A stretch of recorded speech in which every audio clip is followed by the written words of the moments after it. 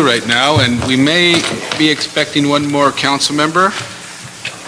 If not, we will forward items, if any, as a report from the chair, correct? Yeah. But with that, let me start this meeting. It's a meeting of the Energy and Environment Committee, and I'm Councilmember Weezer. I'm joined by Councilmember Koretz. And we could go to item number one. Well, actually, we have a few items of all these agenda items. Mr. Koretz, if you would agree with me, I would ask that we continue item number 2 and consent item number 3, 4, and 5, which will leave us with item 1 and 6. Is that okay with you, or do you have a question on any of them?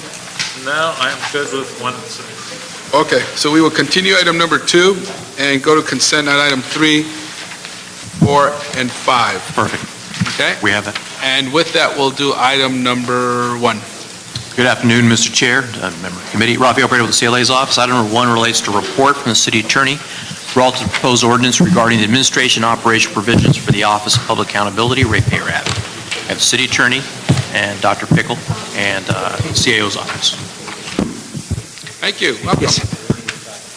Good afternoon, Mr. Chairman. Frederick Merkin, outside counsel, assistant city attorney, reporting to the committee in regard to a proposed ordinance that is in response to instructions given by the council in regard to the administration and operation of the Office of Public Accountability.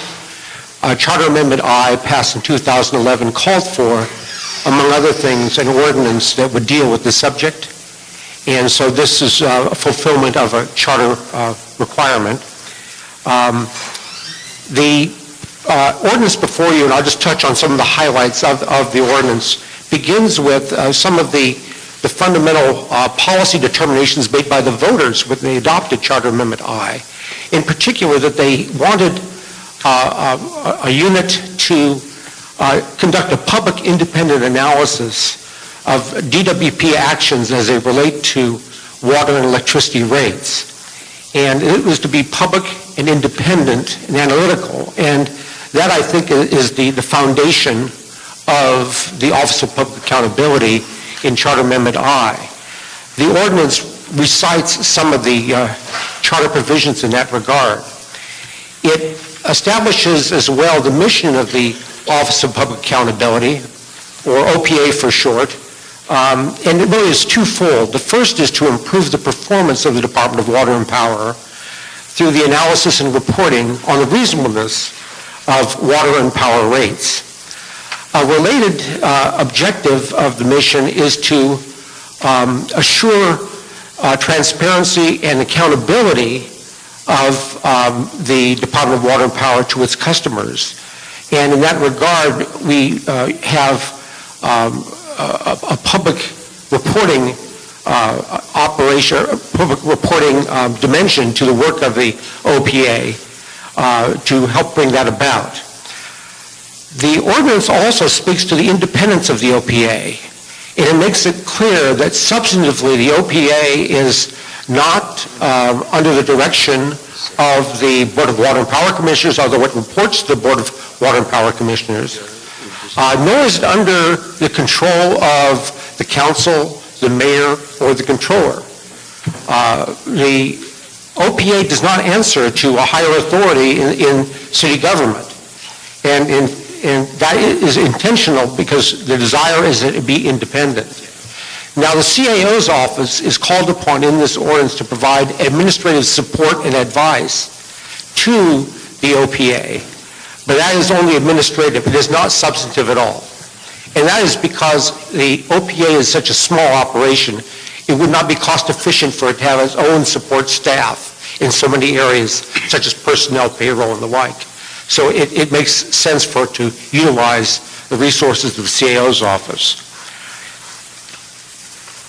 The reporting obligations of the OPA are expanded in this ordinance. The charter itself talks about the OPA reporting to the Board of Water and Power Commissioners, which heads the Department of Water and Power.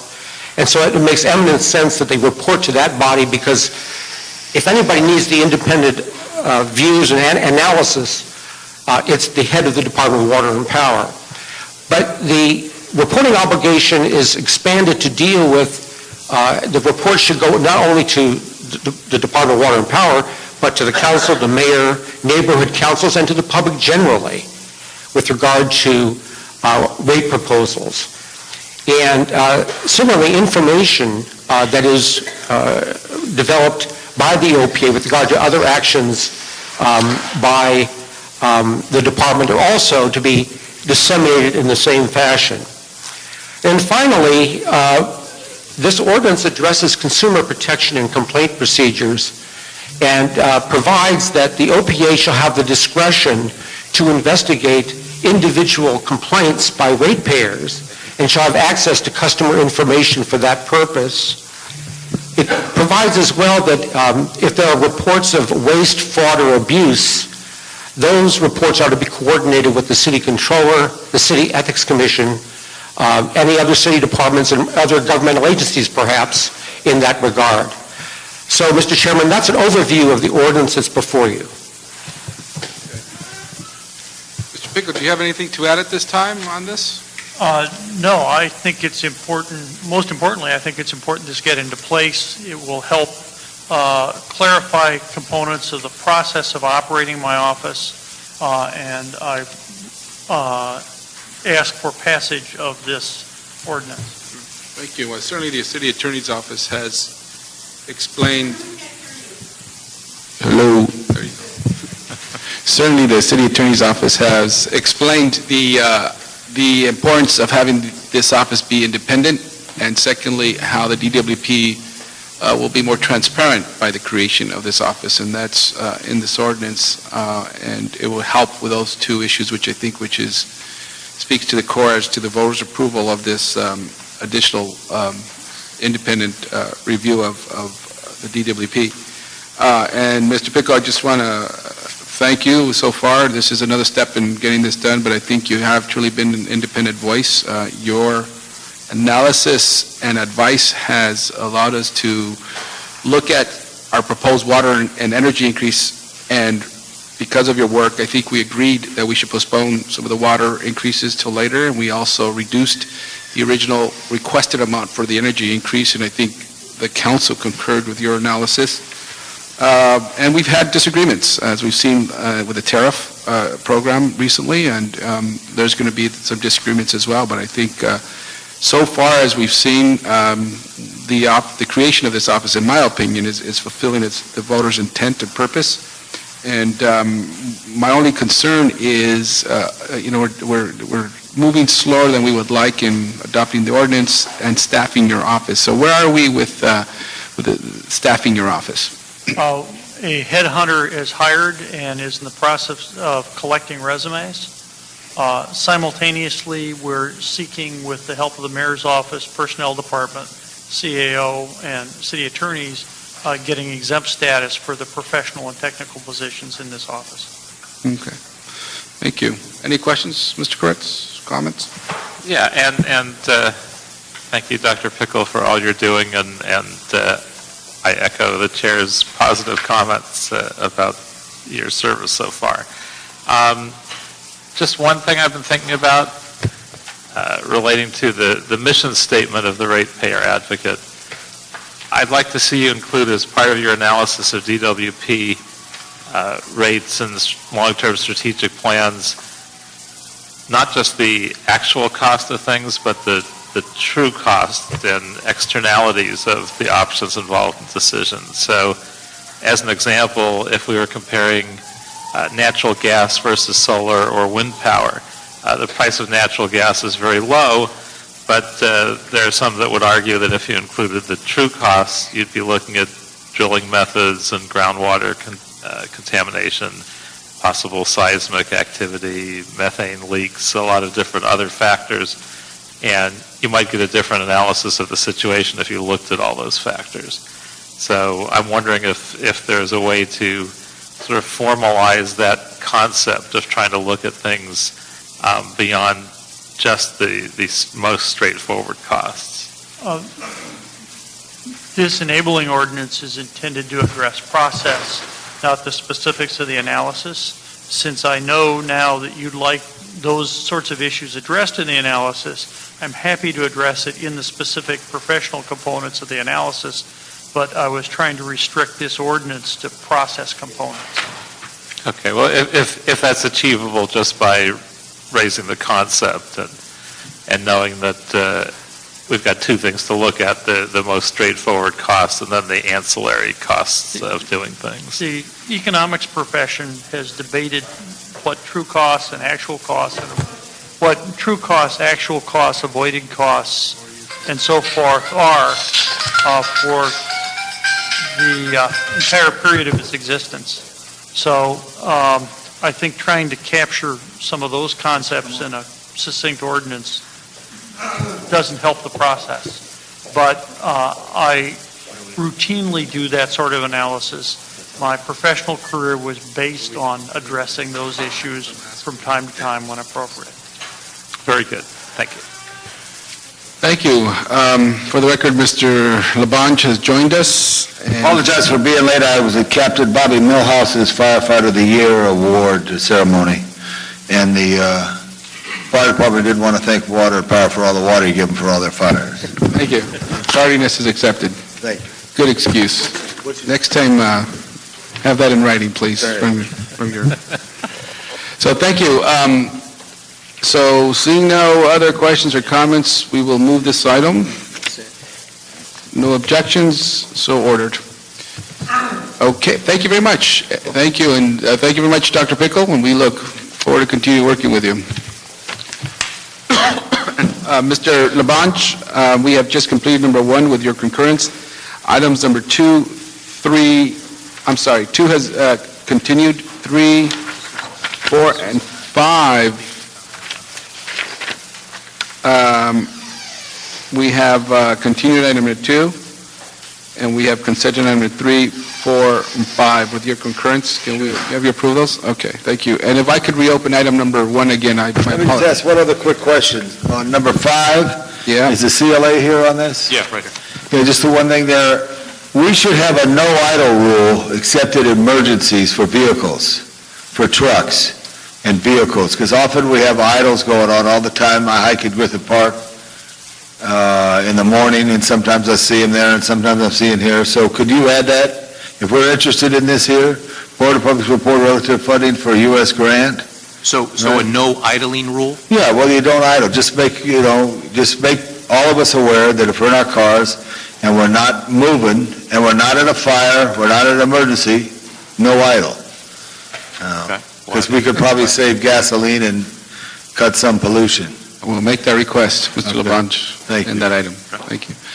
If we could open up item number 1, my apologies. I had a number of public speakers cards here, and I thought they were all for number 6, but we actually have one for number 1. Chuck Roy, is Chuck Roy here? Thank you. Thank you, Mr. Chairman and members of the committee. I'm Chuck Rafe, Westdale Homeowners Association. I've been involved with Measure I and the OPA since well before it was voted on by a vast majority of the voters in Los Angeles at the last municipal election. Last July, I asked this committee to consider 6 items that should be in the enabling ordinance. They were having an independent board, having an MOU between the Office of Public Accountability and the neighborhood councils, having some form of complaint resolution, having a public information officer and systems to go with it, having an independent council that would allow the executive director to know how to do things rather than how not to do things, and to have a statement that this organization was independent in fact, not just in name. With this ordinance, you've gotten half of that. I congratulate the committee that put it together, and I urge you to pass this motion as quickly as possible, because it's now been 2 years since the formation of the OPA. I think that's enough time for due deliberation. Thank you very much. Thank you. And Mr. Roy, if you could, do you have a list of those items that you came up with? My staff would like a copy of them. They're in the council file from last July. We will review those, and have my staff will review those one more time before this item gets to council. We will review those again and see if there's any room for that. Thank you. So this item approved without objection. Thank you. We have it down. Okay, item number 6. Number 6, consideration of resolution Koretz-Rosenau relative to the Nuclear Regulatory Commission and San Onofre Nuclear Power Plant. This matter was referred to committee from council, December, I believe, 14th. Thank you, Mr. Koretz. This is your item. I will leave this to you. Well, I would just say I've certainly heard an earful over this resolution from many different directions. But regardless of what happens with this resolution, I've long appreciated Southern California Edison and their partnership with our DWP in keeping our power grid safe and cheap and reliable. And I even have an excellent relationship with SoCal Edison that goes back to my days as a West Hollywood City Council member over 25 years ago. So this resolution is just about one broken nuclear power plant. Whatever was done when Edison replaced the steam generators was done wrong. I don't think there's any question about that. License amendment or no license amendment, it needs to be done differently this time, and we need to be more careful. It's unquestionably our responsibility as representatives and protectors of the people of Los Angeles to weigh in on this important decision. I think it's critical for the safety of plant workers, for the safety of our Interstate 5 and its commerce that's so vital to the city of Los Angeles, the safety of the Port of Los Angeles, which, as we know from a few months ago when it was shut down, it cost us hundreds and hundreds of millions of dollars a day, and most importantly, to the safety of the people of Los Angeles, which should be a no-brainer. And particularly because, as I understand it, Edison's emergency response plans for San Onofre don't include the city of Los Angeles. I want to thank the advocates who worked hard to bring the problems at San Onofre to light, and I want to thank our chair, Mr. Huizar, for working tirelessly with DWP and Edison on some language we can all agree on, and I accept your proposed amendment and will not lean towards accepting further changes to that. Thank you, Mr. Koretz. Mr. Labange, any questions, comments? No, I just see this as a resolution, substitute resolution, Yes. which has been reviewed by our Department of Water and Power and Edison, and they have a commitment, because it's so important. Whatever we do it right, and we do it right for today and tomorrow in this fragile time that we live in. So I think it's real important. So thank you very much. Okay, thank you. And thank you. We do have a proposed amended version. I think there's some copies out to the on front if you want to get a copy of them. Otherwise, we'll go to public comment right now, and then we'll have a continued discussion on this item. Thank you. William Shennework.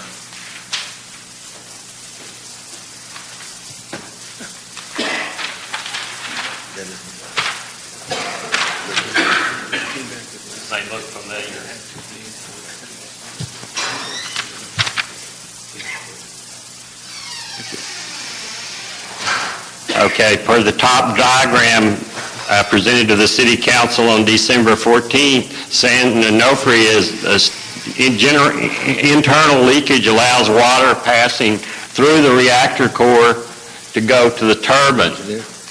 Now, in the case of a boiling water reactor, which is the type down here, which is 1/3 of all nuclear power plants, the water produces steam that normally goes through the reactor core and normally goes to the steam turbine.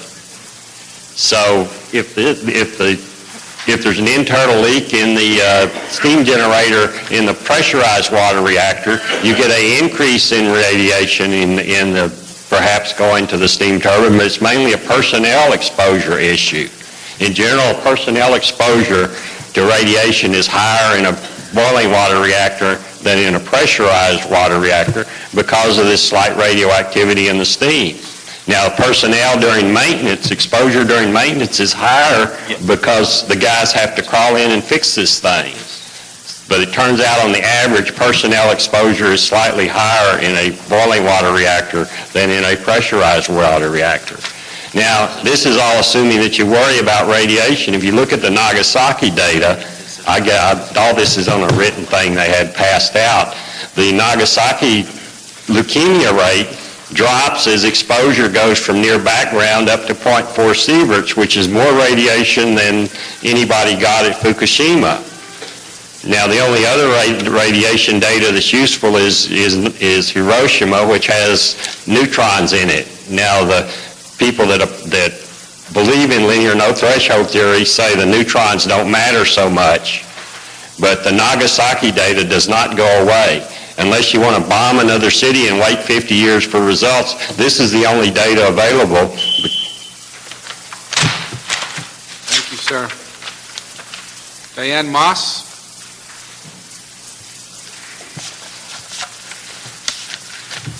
I'm Diane Moss, and I'm here to speak to you all today on behalf of Friends of the Earth. And I want to thank you all for working so hard to take in so many different opinions on this issue and come up with language, amended language to the resolution that I, and I'm sure my colleagues at Friends of the Earth would agree, is excellent. I think it conveys your strong commitment to protecting the people of the city of Los Angeles, which I know you can all easily agree is your primary duty and jurisdiction. And so I urge you to swiftly pass this amended language today, and I will stop now so that we can get on with it. Thank you. Thank you. Frank Lopez?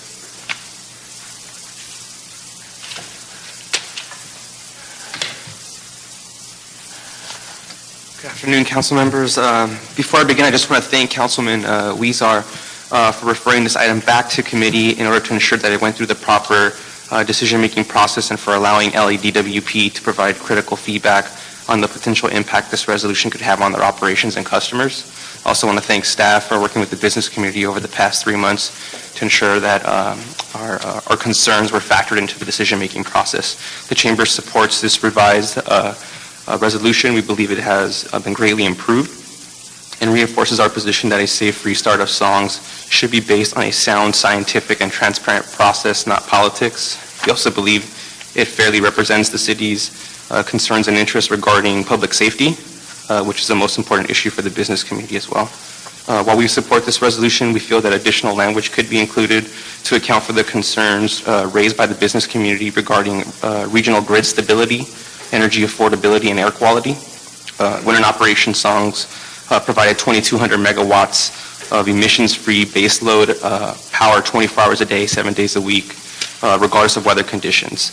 And that power accounted for almost a quarter of Edison's electricity generation mix in 2011. The business community feels that that the grid could be compromised without those 2,200 megawatts of power, especially during peak use in the summer, and that in the absence of, well, actually, that 2,200 megawatts of renewable power can't be constructed quickly enough to meet our short-term energy needs, meaning that higher emitting sources of energy will probably need to be procured in the interim. That's going to increase emissions and make it harder for our region to meet state emissions reduction goals and federal air quality goals. So we just ask that you take these into consideration when moving forward on this issue. Thank you very much. Thank you very much. Adriana Fernandez?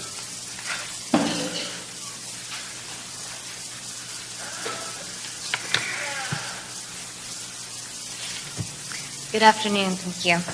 I'm Adriana Fernandez of the Valley Industry and Commerce Association, representing over 370 businesses in the city that have created over 100,000 jobs. I am here today to testify in support of a safe restart of the San Onofre nuclear generating station. Nuclear energy is by far the largest source of carbon-free generation, and in 2011 provided 24% of Southern California Edison's electricity generation mix. Furthermore, 37% of the state's emission-free power generation is supplied by nuclear energy facilities that can produce large amounts of electricity day and night and without constraints. This carbon-free baseload generation is critical to the economy, especially in Southern California, where AB 32 and other air quality standards create daily constraints on businesses. I want to thank you for listening to the public and working with the business and labor communities to design a greatly improved resolution. As you move forward, I encourage you to remain focused on important issues such as cost and reliability. Thank you very much. Great, thank you. Betty Jo Tocoli?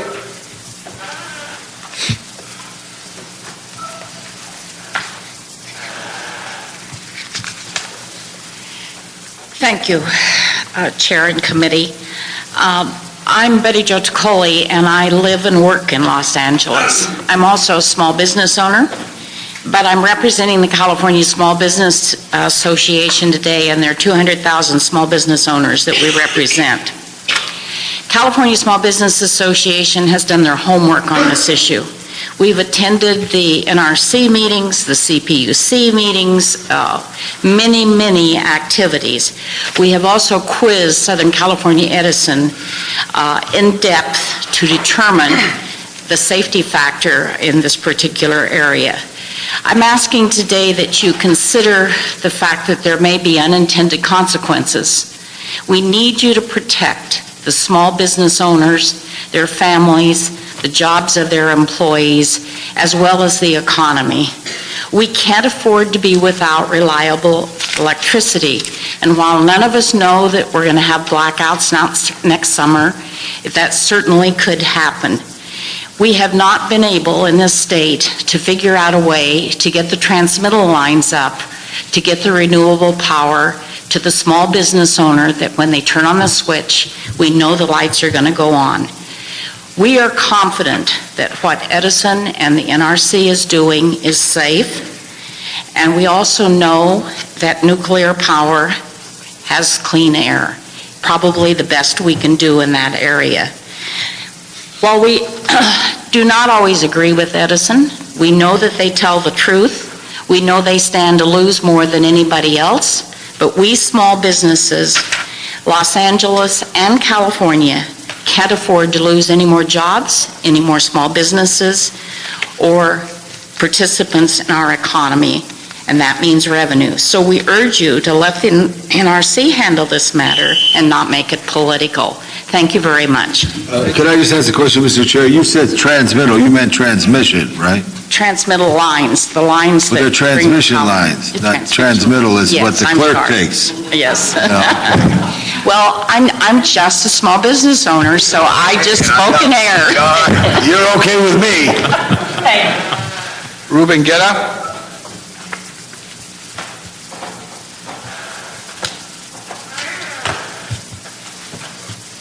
Good afternoon, Mr. Koretz, Mr. Huizar, Mr. Labange, and everybody here today. Thank you for having me. I'm also, as Betty Jo says, a small business owner, also here representing 3,400 local Latino-owned businesses, also representing over 800,000 Latino businesses in the state. We have been involved with Latino business and small businesses all over the country for the last 38 years. And now we are strongly supporting Edison. Why? Because they represent what small business is all about. They turn on our lights. And if they can't turn on our lights and we can't save money, then what is this all about? You know, I'm in the energy business. I have my small business. I do solar, wind, and all types of other energy projects. And I've been working all over Mexico, also creating energy projects to reduce the carbon emissions under the Regions 20. Which Arnold Schwarzenegger created AB 32, which is very aggressive in reducing carbon.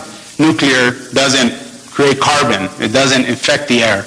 This is very important. Why would somebody like me who supports reducing carbon and clean energy be here?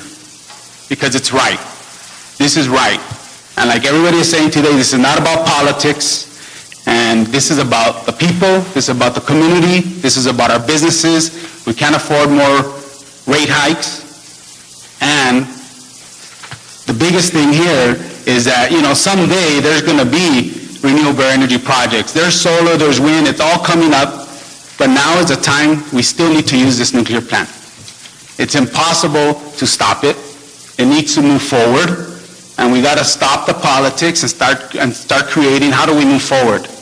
So if you guys are really not about politics and really about the people and really about doing something, then do the right thing. I think Labange started with doing the right thing, so let's do the right thing. Thank you. Thank you. Have you seen that movie, Mr. Labange, Do the Right Thing? Do the right thing. Good movie, 1980s. It's a great scene when it starts, right? Very good. Go on. Myla, reason? I have a handout all about how... Can you speak into the mic, please? Thank you. You just set yourself up for that one, right? I really did set myself up. I could actually use one more of those. You know, I am here because I haven't had a chance to read the amendment to the resolution. I really like the resolution in its original form, so I can't really speak to the amended resolution.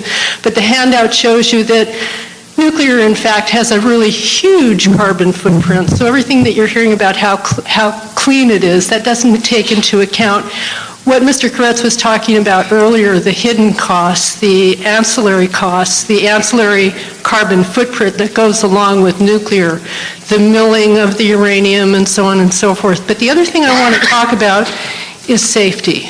We're how many days away from the second anniversary of Fukushima? The horrible disaster, and people are still suffering there. There are still 3 ongoing meltdowns.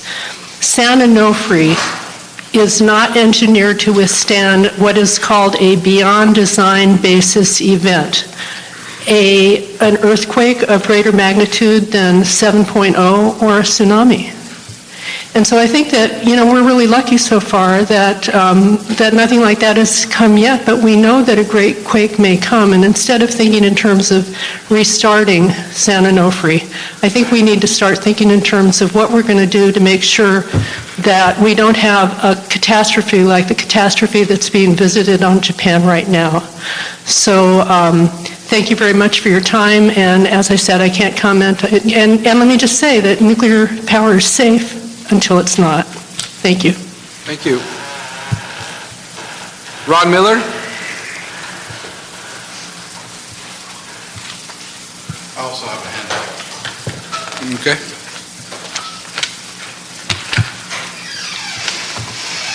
Good afternoon, Councilman. I'm Ron Miller, Executive Secretary of the Los Angeles Orange County Building and Construction Trades Council.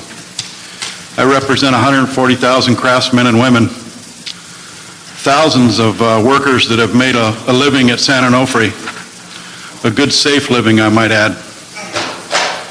I myself got an opportunity to work in a nuclear plant back in the mid-'80s and got to know the NRC, and I have full faith in them, and they make good, sound decisions based on science, and I don't think we ought to be making decisions based on emotionally charged political processes. So I want to thank Councilman Weezar for adjusting this resolution to something that everybody can live with, because the men and women I represent work at that plant day in and day out, and the longer it's shut down, the longer they're not working there. So while there still are some working there, we need to get them back to work. Nuclear power is good, safe energy, and it's the best thing we have going right now. Not that there won't be better stuff in the future, but let's move this thing along. Thank you. Great. Thank you. Ron, can I ask you a quick question? Yeah. I can't tell from what I read in the letter and from what you've just said whether you are now in support of this with Mr. Weezar's amendment. I just thanked him for his work on the resolution. I wasn't in favor of it in the first place, but now we're okay with it. Very good. Thank you. Gary Passport?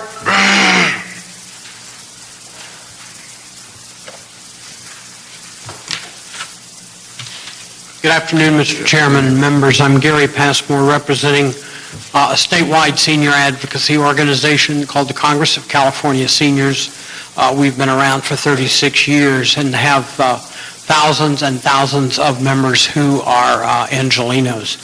I'm here today to tell you, first of all, that we have worked diligently with the review underway by the Nuclear Regulatory Commission and the investigations and work done by the California Public Utility Commission, and I will tell them, I'll tell you very briefly what we've told them.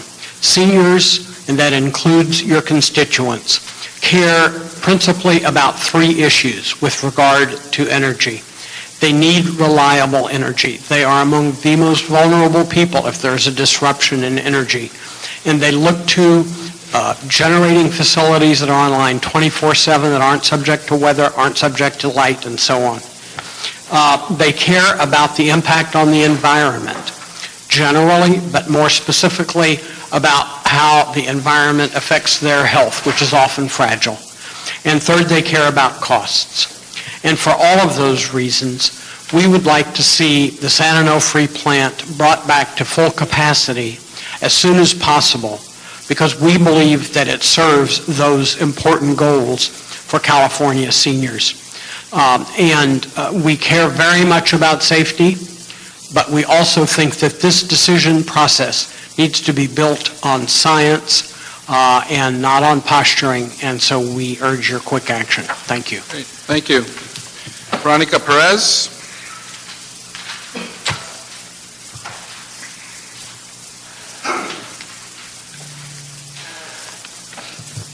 Good afternoon, council members. I'm Veronica Perez, representing the Central City Association today. CCA represents nearly 450 businesses employing over 350,000 people in Los Angeles County. Thank you, Chairman Huizar and members of the committee, for listening to the public and working with the business community to develop a much improved resolution. Attempting to distract from the current regulatory process for songs may affect the Palo Verde nuclear generating station and back the city into a non-competitive position when it comes to rates. That's why we're encouraged by the amended resolution being offered today. We thank you for remaining focused on important issues such as cost and reliability and not upending the existing process, which already provides ample opportunity for public input and rigorous consideration of safety. We support a safe restart and ask you to approve this resolution as amended. Thank you very much. Thank you. Mark Nelson. And that's our final speaker for today. Thank you, Mr. Chairman and committee members. I'm Mark Nelson. I'm Southern California Edison's Director of Generation Planning. I wanted to thank the committee members and your staffs for all your hard work on this resolution. I know that it's been a lot of work, and you've talked to a lot of folks about it. I had a couple of clarifications that I'd like to make on parts of the resolution. On the fourth whereas, in the middle of the second line, it says that after which the reactor would be taken offline for inspections, and that's completely accurate. It would be inspected and assessments would be made. And then it continues, and while the utility considers a long-term plan for repairing the steam generators, my clarification would be that coming out of those inspections and that assessment, any future plans would then be determined at that time. So the rest of that particular whereas I don't think is exactly accurate, simply because it would just be the assessment that would occur. And then on the following one with the NRC and the 50-mile evacuation, I just wanted to clarify as well that the NRC has made it clear that their 50-mile evacuation zone for Fukushima was as a result of having insufficient information flows at the time. So that was done out of an abundance of caution. So again, I would like to thank the members and am ready to answer any questions if you have any. The question, how far is it from San Onofre to the border for Mexico? I don't know that distance. But do we have a relationship with the Mexican government in case there's an accident at San Onofre and we same communications, whether you're to San Diego or to Los Angeles, or does someone know? I would hope so. I mean, because air knows no borders. I can certainly check on that. The IPCC, which is the coordinating council that coordinates emergency services, I don't know if that includes a direct connection to Mexico or not. Right. But I think we should have that. I mean, just feeling, I mean, if I'm driving past your place, I'm thinking, okay, I think it's important to look at that aspect, whatever it is. Whether you're an emergency plan, Mr. Martinez, you make sure that's, because you're familiar with that. So I'm confident. Thank you. Thank you. Thank you, Mr. Okay. Well, thank you very much. Thank you. So with that, folks, that's our last speaker. Let me remind everyone again that the reason we are here on this item is that back in December, we heard this in council, and we asked for this item to come back to committee so that we could more thoroughly understand the processes around the issue and to better understand how the issue potentially affects the city of Los Angeles. I want to thank council for being following that, and I want to thank Mr. Koretz for bringing this very important issue to our attention. And as you know, for us and working with the NRC and others, the city has been in discussions through this process prioritizing public safety and environmental protection, and at the same time making sure that the city of Los Angeles has some input before we put out a statement on this. We have done that, and I think the motion that's before us, the amended version, takes into account additional input from all facets of this issue. I want to thank Mr. Koretz's staff and my staff and others who have spent some time on this. And essentially what this will do is support that the Nuclear Regulatory Commission make no decision about restarting either San Onofre unit until it has, one, fully reviewed public safety through a prudent, transparent, and precautionary process, allowed independent experts and the public ample opportunity to comment, and confirmed that Edison has completed any resulting mandated repairs, replacements, or other actions necessary to guarantee both short and long-term safe operation of San Onofre. Furthermore, it states that the city encourages the NRC to take the time needed to independently determine whether or not the information, analysis, and actions provided by Edison constitute a solid technical basis for the adequate protection of the public and resumption of operations. In addition, there are some amendments to the whereas clause language, but that's essentially some of the changes we've made. And I think at the end of the day, when you have both sides really banging heads at a public meeting, and to be here today, not everybody got everything they wanted, but most would agree that this is a step in the right direction. I think we've worked very well to get to this point, and I think it makes sense to move forward at this time and send it to full council. But any more questions or comments? Mr. Koretz? I just wanted to thank you, Mr. Chair, for all your good work and your good work of your staff and bringing us to this point. I don't think we could have done it without your very active hard work and help. Thank you. No, thank you. Thank you, and whatever review. Thank you, appreciate it. So with that, we'll send the amended version of the resolution to full council with no objection. Right? And thank you, Mr. Labange. You are the newer member of this committee. You probably have a better attendance than 1,000% so far. Right. So far, he's bagged 1,000%. Late. I did get an excuse. You get a tardy slip today, but you'll stay after committee and face the wall, please, for about 10 minutes. Thank you. And any more items? Nope. Okay, that completes your agenda. Thank you. With no objections, this meeting is adjourned. Thank you. No, I went to publish.